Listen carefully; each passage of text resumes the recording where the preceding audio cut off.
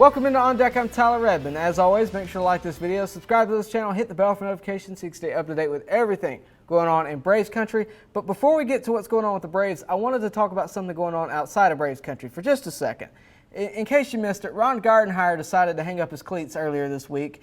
And Ron Gardenhire, in case you don't know who he is, he managed for the Tigers for the past couple of years, but he also managed for the Twins in his career. He's just a very good baseball man, and he's also a very good man just in general.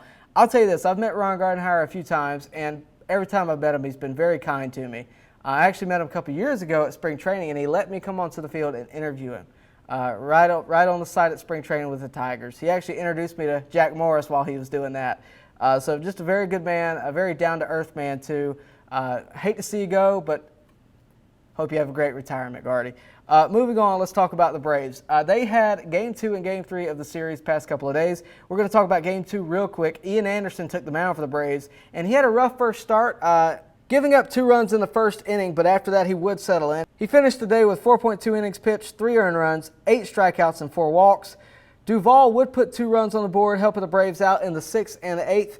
Both of those runs would come with 2 separate solo shots. That is his 15th and 16th on the season. That makes him tied for the most homers in the National League. He is alongside Manny Machado and Mookie Betts. And just for perspective here, Adam Duvall is on a 1-year, $3.25 million deal. Manny Machado is on that huge 10-year, $300 million contract. So he's making around $30 million this year alone before the scheduling adjustment this season. Mookie Betts is on a very similar deal, 12 years, $365 million, again around $30 million this season. So for those of you that criticize Alex Anthopoulos' decisions sometimes, this is why he's the GM. This is why he makes the deals that he does. But aside from that, congrats to Adam Duvall on an outstanding season already. Hopefully it ends with some postseason success like last year. But the Mets shockingly ran Shane Green off the mound in the 8th inning of Game 2. He was on 3 days rest, which may have been just a little bit too long. 2 homers back-to-back and then trouble around the base pass would put the Mets up 7-2, and that would be the final score. I think Greeny just had a bad day. I think he'll shake it right back off, and the more he's on the mound, the better. I really do think that. Sometimes a day off can be a pitcher's worst nightmare. You get out of routine, and you lose the feel for the ball.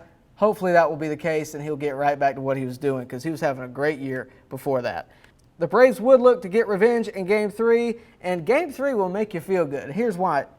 Kyle Wright had an excellent start, probably the best we've seen out of Kyle Wright. You can't give him enough credit here. 6 1/3 innings pitched, no earned runs, 6 strikeouts, and 1 walk. That's not it. It was pure domination on the mound. It was 1 hit through 6 innings, and I got to tell you, that makes me feel a lot more comfortable with Kyle Wright on the mound going forward, wrapping up the regular season, potentially moving into the postseason, and potentially moving on in the postseason. Makes me feel a lot better with Kyle Wright on the mound after a performance like that. And remember at the beginning of this season, Brian Snitker was asked about Kyle Wright's troubles, along with other pitchers, but Kyle Wright here. And Snitker was like, you got to let him pitch out of it. He's got to pitch out of it. He's got to learn. He's got to move through it. And that's what he's done. I agree with that. I agree with that philosophy. And I think that's what we're seeing now. Now, don't get me wrong. He may go back to some of those old habits. He may fall a couple times before he is consistent.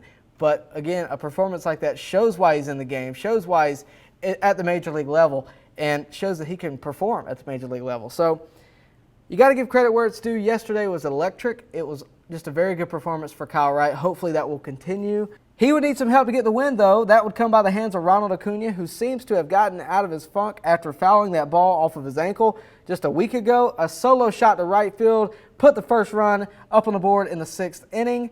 D'Arnaud would double, scoring 2 in the 8th. And Acuna once again coming in clutch in the 9th to really put the game away. He would double and move to 3rd while scoring 3 runs. That made the score 6-0. Ozuna would also double to deep right, scoring Acuna later in the inning. Braves win 7-0. They take the series 2-1. That makes the record 31-22, and they still lead the National League East. So let's take a look at those standings real quick. They're just edging out the Marlins and Phillies too here. That series with the Marlins is going to be huge. It starts today at 7. It is a 4-game series. The series with the Marlins is going to be huge. It is a 4-game series that starts today at 7 p.m. The Braves go into this series with a magic number of 6 to win the division. And we'll have a recap every day of each game. Hopefully the magic number will continue to drop as the Braves continue to win. But if they don't manage to win this series, it could be drastic as the Marlins continue to climb in the standings. That right now they're number 2. Hopefully they will continue to be that as the Braves win the division for the 3rd consecutive time. We'll have a recap again every day on this channel of each game this week. To see those, you need to like this video, subscribe to this channel, hit the bell for notifications so you can be notified every time one of those drop. But you also need to subscribe because we have started to do live broadcasts tentatively every Saturday going forward, at least until the end of the year. I will be doing a live Q&A there. This Saturday it's going to be at 12 p.m., so make sure you tune in. Have your questions ready. I will answer them as we go on. I'll tell you that this past week we did one kind of just randomly started one. I expected to go about 5 or 10 minutes, and it wound up being about 40. And that's thanks to you guys. So after that great response, we have to keep doing them. So thank you for that, and thank you for the continued growth of this channel throughout the season. Hopefully we'll continue to grow through the offseason as well. But that's all I got for today. Stay tuned for tonight. The Braves-Marlins, game 1 of the biggest series of the year for the Braves, in my opinion. So make sure you tune into that. Again, 7 p.m. I'll have a recap for you in the morning. But until next time, I appreciate you watching, and I'll see you next time on deck.